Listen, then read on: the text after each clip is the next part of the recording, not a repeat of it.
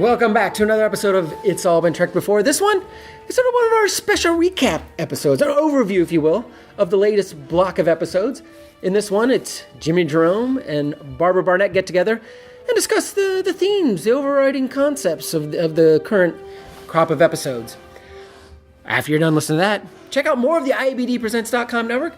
Hey, check out Amanda's picture show, Go Go. Yeah, it's the same show, it's a slightly different name, but if you liked it before, you're going to like it now. And it's fun to say. Go, go. I love that band. But check her out. She's still checking out movies. We know the Oscar season just ended a couple months ago, but it really never ends. It's already going on. Check it out. You just search Oscars 2017. You'll find millions of articles telling you what's going to win an Oscar this year. And, because if you'd done it last year, of course it would have said Moonlight. But probably not. Something else to check out. The good, the bad, the geeky. It's been going on for a long time, and we're excited to have it on our network. Nick Argenbright and company talk about all things, well, good, bad, and geeky. Mostly the geeky. But check him out. Check out him and his group. They've always got something interesting going on, and even if his friends aren't there, Nick's got something good to say. So check that out. But right now, check out this recap episode of It's All Been Trekked Before. Hello, welcome to another episode of It's All Been Trekked Before. This is one of our special review episodes where we look back at a batch of episodes. I am Jimmy here hosting, and I am with... Go ahead, Barbara, introduce yourself. Hi, I'm Barbara Barnett. I am, among other things, the executive editor and co-publisher of Blog Critics Magazine, and the author of the nifty new science fiction fantasy novel, The Apothecary's Curse. Yeah, I'm enjoying your book. I have not finished it yet, and I need to. But when I've been reading it, I've been really into it. So I'm excited to get to see how it ends. Thank you. People have been unbelievably generous with their praise. The reviews have been great. It's award season, so we'll see. It's like really weird to be in award season. It's like, okay, what's it been submitted for? It's been submitted for a slew of awards. So let's talk about this show. We covered 8 hours, 7 episodes since we last spoke. What Are Little Girls Made Of? Miri, Dagger the Mind, Carmelite Maneuver, Menagerie, Conscience of the King, Balance of Terror. Where do you want to start? Well, let's start at the beginning. Oh, one thing that I noticed is I sort of binge watched all of these episodes, so the star dates are all so random. Did you notice? Have you noticed that? How random the star dates are? I haven't, but I know they aired them all out of production order. It's star date 31. So that could have been part of it. And then in the next episode, it's star date 1747. Like, what? It's very strange. Oh, that's not even a production order. That's just really off. That's really off. Yeah, I never did figure out how star dates worked at all. Maybe it depends on which wormhole they've gotten through or whatever. I have no idea, but it's just really bizarre. But anyway, so having watched all these sort of like in a row, which was so much fun because a few of these I actually haven't seen since I was like 12. Oh, wow. I'm not one of these. I'm not one of these people who watch and rewatch and rewatch and rewatch. And I watched them on Netflix, which is the complete, all the edits that had been taken out when that ran after school and all that in reruns, and that's all been removed. And it's actually the real episodes, from the beginning, which is actually kind of cool. So some of these I haven't watched since I was 11 or 12 years old. So let's start with what little girls are made of. That one. Sure. Well, that one, that was Nurse Chapel being reunited. That was a strange one. I mean, it just seemed like, I don't know, it was disturbing but not scary. There was this creepy guy that you're just like, how did Chapel ever like him? Honestly, of these 7, we ranked it at the bottom as the least, enjoyable of the 7 episodes. Yeah, well, it was notable and it was funny because I was like, for some reason, when they used the communicator, all of a sudden I had this sense of they have cell phones because they were talking to each other on the planet, right? Instead of communicating to the ship. I was like, oh, they have cell phones. That is so cool. And then the other thing I thought was Lurch. Lurch. I love Lurch. Yes. But on a more serious vein, I think this idea, I mean, when these were done, the people who wrote these episodes, and you would include the actors and the directors and Roddenberry among them, these guys had been through World War II, like 20 years earlier. I mean, it's so weird. For us, 20 years ago was like the 90s, right? The late 90s. And for them, 20 years ago was you know, like World War II. And I can't even relate to that at all. But they had gone through World War II. So this idea of making a master race was probably pretty front and center in their mind. Because, of course, the Nazis tried to do that. And now watching Man in the High Castle, it's like in my head right now. But this idea of eugenics is really important to this episode. Not only eugenics, but the power to be able to make something immortal, which is near and dear to my heart because the apothecary's curse and all that. But making a master race of people is a pretty classic 1960s bogeyman. So again, it wasn't my favorite episode. I thought that Nurse Chapel is a lot smarter than, falling head over heels for that guy, Roger Corby. But they didn't, there was the interesting concept, too, of robotic body, putting the mind into a machine. Correct, Android. And I loved Android Kirk. That was really fun, Android Kirk. William Shatner acts like an android often, but in his acting, so it's kind of hard to tell. But, that could be used to their advantage, right? And the idea to infiltrate society is so very Battlestar Galactica, if you think about it, right? Right? The android, like Cylon, these superior beings, Battlestar Galactica 2.0 I'm talking about. I didn't watch the first series of it, but that whole idea of infiltrating the world and humanity with these super androids that look just like us is kind of... So Westworld, which is really popular on HBO right now, the first season doesn't get into the androids going out into the world, but I feel like that's where they're going. That's certainly where the sequel to the original movie, which was called Future World, went, with bringing in people and replacing them with android copies. Right, for sure. I can't remember who wrote that episode, but it's a really classic theme, and I'm going to lose my credentials in SIPLA if I don't know who that writer of that was. So hang on a second. It was written by Robert Bloch. Thank you, Robert Bloch. Robert Bloch, known for writing Psycho. Yeah. Okay, well, Corby was pretty psychotic, I gotta say. The other thing I have to tell you is I thought that this episode started a series of 3 episodes in a row, and I don't know if it was intentional or if it was not intentional. And you could even argue 4 episodes in a row that tackled the idea of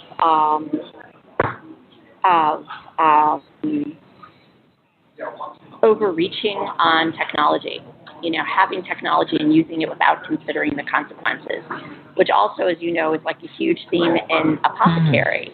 And on my radar is really sensitive for stuff like that.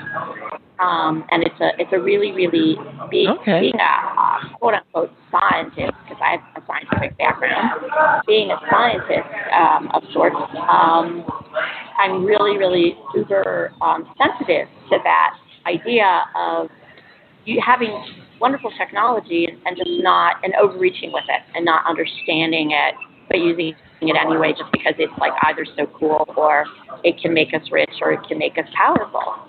And, what gets more powerful than making yourself immortal? And I thought that was, even though it was not. I didn't think about that. Well, you know how I write television criticism, right? I mean, you know that from the days of How. I never just look at an episode. I always absolutely. look at the gut.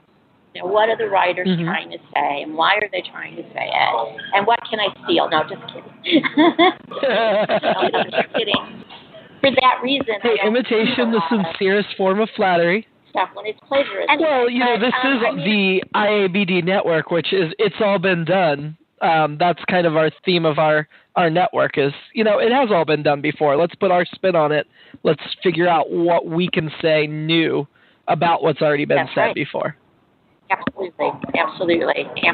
And I think Star Trek plays with Shakespeare a lot, which is another classic thing for sci-fi to do in some of these episodes. So anyway, but that's pretty much all I have to say about it. Yeah, we'll be coming up to an episode that's very Shakespeare heavy. Yes, we will. Very much so. So should we go to the next one? Well, we can go to the next one. So the next one was Mary. Which I don't know. I find that one boring and a bit creepy with the way Kirk plays with the kids, especially Mary herself. Yeah, well, that's Kirk. I mean, he's really creepy with women. But she's so young. Yes, that's true. And she's got a big crush on him, and he loves that fact that she's got a big crush on him. So, yeah. We had a big debate on this one. As to I think there's a real big delay between us. But no, we had a big debate on this one about whether he was just using her affection for him to kind of get what he wanted, and it was not at all him creeping on her, or whether he just creeped on her the way he creeps on every woman. Well, he does that as well in Conscience of the King. You just don't know what his motives are. Mm-hmm. I do think that a lot of it was trying to gain her trust. Well, yeah, I'd say Mary was about gaining trust. Conscience of the King, it definitely seemed like he was going after her in a real way, especially at the beginning before he really knew who she was. And again, if Shatner was a better actor, it would have actually played to the conflict that Kirk was having, and you just didn't see it. It was just one note, and it really, I think, detracted from what is otherwise an excellent episode, The Conscience of the King. And this is one of those episodes where Shatner's lack of acting prowess really, really harms the episode. And I had never, ever thought of that before. Rewatching these and I finally get what he was trying to do in these episodes and how badly he failed doing it. And on the other hand, how Leonard Nimoy was able to convey so much more about Spock than is on tape. No, I'll agree that Nimoy's very good and that he does an excellent job. But I'm not a Shatner hater. I enjoy him in this show. I know he's got a certain style that's not to everybody's liking, but I enjoy him. I'm not a Shatner hater. I absolutely don't want anyone to think I'm a Shatner hater. I just think he's a really bad actor. So let's get back. You want to get back to Mary? I know you were bored by it. I have a few thoughts on it. Again, it's another one where thematically it is overreaching technology. They were experimenting with viruses to increase the longevity of the cell and prevent cell death. That is so close to what biotechnology has been trying to do the last couple of years, is using viruses that have DNA that's mutated the right way, like genetically engineered DNA, to go into the cell and kill cancer cells. But the idea of viruses to increase the longevity of the cell and prevent cell death, they didn't know about things like telomeres back then, but that's basically what they're doing. It's like, I've got apothecary in my head because that's kind of what the bad guys want to do. But it's this whole idea. So I thought the technology overreach thing, I thought was, and I was talking to my husband about it a little bit. I'm like, wow, all these episodes are about technology overreach. And he says, well, remember, it was the 60s and in the middle of the space race, and we hadn't gotten to the moon yet, and technology was going crazy, and we had computers and all this stuff, and all of a sudden, you know, it was the future was now. And what did the future hold? The Jetsons were on TV, and, you know, what did the future hold? And it was really, really, really cool, but it was really, really, really scary. And I think that it was like nuclear war had been like 10 years earlier or 8 years earlier was what, you know, playing with science had become by the mid to late 60s. So I think that probably plays into it. That idea of, you know, the best of intentions gone wrong, you know, they're trying to cure the diseases and it ends up wiping them out. That kind of thing is just so terrifying. Right. And that as medicine was really just beginning to deal with a lot of the stuff, a lot of the, you know, new technologies. I mean, there weren't even MRIs then. You know, there weren't CAT scans, I don't think. They were in a lot of use back then. But, yeah, I mean, people still use glass syringes, and it was like, yeah, it was really, people were scared of what medicine would do. Well, that ties in really nicely to the next episode, Dagger of the Mind. Doesn't it? Yeah. And it's another one. Another overreaching on technology, but this time in psychology. What is psychiatric treatment? You know, and what does it do? I have to say, there's one quote from Dagger in the Mind that in my other life, I am a Jewish clergy. I'm a cantor. And I don't usually say this when I'm talking television, but it's relevant to this. There's a quote in this. All the world's, a sage was asked to tell all the world's wisdom while standing on one foot. Or please say all the world's wisdom while standing on one foot, said the skeptic to the sage, is something that is, there's a quote from that episode, and it comes from the Talmud. And what it basically, the answer to the question is, what is hateful to you, don't do to anyone else. That's the other part of the quote that they don't say. And it actually ended up saving the life of like thousands of people because this skeptic, this king, was very impressed with this rabbi who was able to give this king's answer to all the world's wisdom while standing on one foot. And of course, what is hateful to you, don't do to anyone else, if you cast it in other words, is the golden rule. Well, I'm sure that was a Nimoy influence. You think? Oh, yes. Well, the writer of that. Yeah, that was a cool Spock episode. Yeah, because he was always bringing the Jewish stuff in. The writer was an Israeli guy. So I believe the writer was an Israeli guy or a Jewish guy. Who is the writer on that one? Shimon Winselberg? Probably. Shimon. Yeah. You know, I did not enjoy that one all that much either. We ranked it as a group just a little bit above What Are Little Girls Made Of. Okay. I mean, it was okay. I mean, when I start making notes like, you know, Talmudic quotes, mind meld, exclamation point. Oh, the other thing I made note of, emergency channel D. So I had to think that when I heard Channel D on a 60s TV show on NBC, I thought Man from U.N.C.L.E., open Channel D. So that was I was enough outside the episode to have noticed that. That's never a good thing. So should we go to the next episode? Sure, which the Carmelite Maneuver, is one that I always recall as one of my favorites, although we're watching it now in the context of everything else, we ranked it kind of the middle. I liked the end. I liked Kirk doing the bluff, but some of the other stuff leading up to that wasn't as strong as I remembered thinking it was. Yeah. I mean, the only thing that I got out of this, I mean, I think it's really cool that this kid could have this projection that would scare people, but I didn't understand the point of doing that.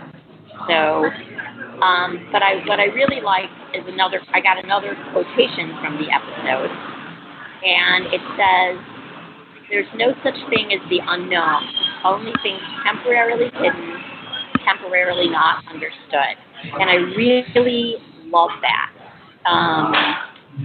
as a quote. And you can say that about magic. You could say that about miracles. And it's actually paraphrasing something that Einstein said. So I thought that was kind of cool, and also it's been quoted in Holmes. So it's a very famous take. It's an interesting take and an interesting cue of a really important and powerful idea in a sort of meh episode. I don't have a lot of notes on it. Yeah, I'd say after Carmelite Maneuver, that's where the season really picked up. The last 3 episodes, and we just count the Menagerie as one episode, but the last 3 episodes are really, really strong examples of Star Trek. You had watched the Menagerie before you saw The Cage, right? I saw The Cage first. You did? Okay. And I saw The Cage back when it originally aired, and in countless reruns. But I thought that I would find in the 80s lacking. Yeah, I don't remember when. Maybe in the 80s, maybe on Netflix. I don't remember when. But I did see it. Maybe it was on TV. WGN used to air it all the time on Sunday afternoons. Anyway, I thought I would find it really lacking after having seen the Menagerie, which I didn't see until just recently. But I really love it. I like using the cage as a framing device to tell that story. And I think they do it really, really, really well. And I really love what it tells us about Spock. But the first half was a lot better than the second half, I think. I think the first half really built up a cool story, and then the second half, it kind of petered out a little bit. Yeah, because it was a lot of the clips. It really dives into Spock's personality in a way that no other episode has done, and really gets into his heart and soul. And he's acting completely illogical. And I just love that he's willing to do this out of friendship and loyalty. And his decisions are completely friendship and emotion. And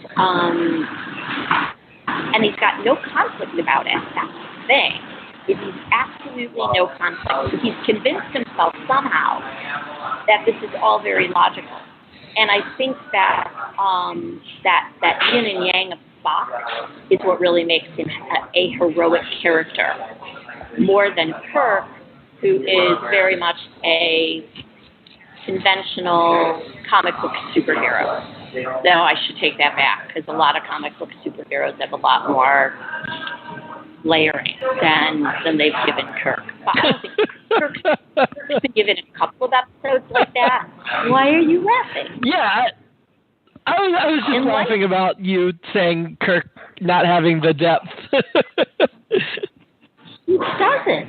You know what I think? I think the writers liked writing for Spock more than they liked writing for Kirk. On The Man from I think Uncle, that's obvious. Yeah, I mean, he's the more interesting character. Yeah, and just like on The Man from Uncle, you've got Napoleon Solo in the same time frame-ish, although Man from Uncle ended and Star Trek began. What I think is really cool about the Menagerie is it really shows you what kind of creativity can come out of practical restrictions. I mean, they really only did it because they were behind schedule and behind budget. And so this kind of allowed them to reuse what they'd already done and split into 2 hours. But the fact that it is one of the best episodes so far, I think really says a lot about forcing somebody within those restrictions, what can come out of that. I really liked it. I really, really liked it. It was, I liked everything about it. I liked the idea that Spock is at heart a romantic. I think that that Kirk actually, you really do see the conflict in him, and I thought that was really good. I think that was one of Shatner's better episodes. One of the things that I thought was really funny in the realm of 60s technology, the computers and the tapes and all the stuff with the sticking the little discs into the computer reminded me of the days when we had these little 3.5-inch computer discs. Do you want to go on to Conscience of the King? Sure. Now we get into the Shakespeare, which I'm a sucker for Shakespeare, and I feel like that automatically bumps it up my scale a bit. Yeah, I love this. Again, it was kind of a post-World War II Nazi hunter kind of story, because there were a lot of Nazis that, hid away in South America and even in this country, taking on completely different lives until they were found out. And that was, I thought, an interesting take on that. But I also thought it was a really good story about the difference between justice and revenge. And I thought it was really, really, really strong in getting that message across. And I hadn't seen that. That was one of the ones I hadn't seen since I was a kid. And I actually didn't remember the ending. So I was genuinely surprised at the end when it was the girl who was doing all the kid killing. But that was definitely, yeah. Yeah, I thought it was pretty obvious early on. Like, I don't know if maybe it's because modern television has conditioned me to look for the twist, but I felt like right away, oh yeah, he's not the one doing it. Well, Trek was usually much more on the nose about stuff. Yeah, true. So I was actually kind of looking at it with that. I was actually kind of genuinely surprised that it was her, not the guy, and that he was actually, the fact that he was playing Macbeth and that he was playing Shakespeare, and that whole first scene with, look at the blood on my hands, wipe the blood off of my hands, I thought that was like really cool little avatar in the episode, using Shakespeare to get at this story. So what better story of revenge is there than, Macbeth, Hamlet? I mean, the Shakespeare tragedies are great for that. Well, they made use of several. They didn't just take one and do it straight. They combined several of the great works of him. Yeah, for sure they did. And I always liked Riley. Riley was always one of my favorite episodes characters. he did. Yeah. He was on a couple of other shows in the 60s too. He was in Naked Time. Ah, that's right. He is a professor of communication studies. Oh, he died in 2015. Professor of communication studies in Minnesota. He died of cancer. Interesting. But I always liked him. I always liked Riley. I thought he was kind of a cool character for one of the. Yeah, I wish they'd done more than 2 episodes. Let's talk a little bit. You want to talk a little bit about Balance of Terror? Sure. I mean, that one was a great episode too. We had several in a row here that were just really good. That ranks among my favorite of all time. Well, it's really interesting that it wasn't just a random alien, that they tied it into Spock's people and that whole thing. Well, I also like the fact that the alien guy, for as brutal and ruthless as they were, that was just their nature. And in the end, I think Kirk understood that. And the guy, the alien captain, was actually, a good guy within his society. I definitely saw them as Kirk and the relation, the parallels between Kirk and the other alien, and I thought the episode went out of its way to make us see that alien crew as fully fleshed out individuals and not just some blanket two-dimensional villains. Yeah, which a lot of sci-fi would, does, and they did not do that. And Mark Leonard, who has that great bone structure, makes him great to play a Romulan, and it makes him great to play a Vulcan, which of course he became Spock's father. Mm-hmm. Right, I forgot he was in this, and I was like, why is Spock's dad on the bridge of that ship? Oh yeah, Mark Leonard played a lot of villains because of that, the high cheekbones and the hawk-like nose and the eyes. But he very much has that sort of hawk-like look. Another actor of Russian Jewish parentage, just like Nimoy. But anyway, I thought, so this was an episode that it really did hit home for me, that Kirk is supposed to come off as really weary. He's in this battle, and he feels the weight of the world on him. And he's really conflicted, and he's kind of where Chris Pine's Kirk is at the beginning of the latest Star Trek movie. Kind of ready to give it all up, but it doesn't come across. It just doesn't. He doesn't sell it at all. And I felt really bad about that. That if Shatner had been a better actor, because it was a really well written role for him in this. And Mark Leonard just acted circles around him, as did Nimoy. And just acted circles around him. And that was kind of a shame. Even DeForest Kelley did a great job in this too, in sort of being the, Kirk whisperer. But I loved that episode, and I loved what it said about the honor on the battlefield, honor on the battlefield. And I think that there, again, just 20 years post-World War II, we were in the middle of the Vietnam War when this episode aired, right? And there wasn't the same kind of honor among enemies because it was a different kind of war. The rules of war had changed. And this was kind of a throwback. That's just a thought I just had at how different war had become by the mid-'60s. It wasn't the same kind where there was honor on the battlefield. And if you saw the movie, there's a movie from the 30s called Grande Illusion. That is a genre noir film that really is about that idea of honor among officers on opposing sides. And I thought that this did a really good job of kind of showing that. And I not till this minute did I think of that. See what you bring out in me, Jimmy. Well, I thought it was a great story. I thought it felt very Hunt of Red October, very submarine. And that is the one complaint I have about it, is that they went with the same physics that would work for a submarine, but that don't work in space. Like worried about making sound that would not travel in the vacuum of space. No, unless they were concerned, and in fact they did have something that would pick up subspace signals or space signals. Well, yeah, I would say, it would pick up the electronics maybe, but like they were whispering. And that kind of thing is not something that's going to carry over through space.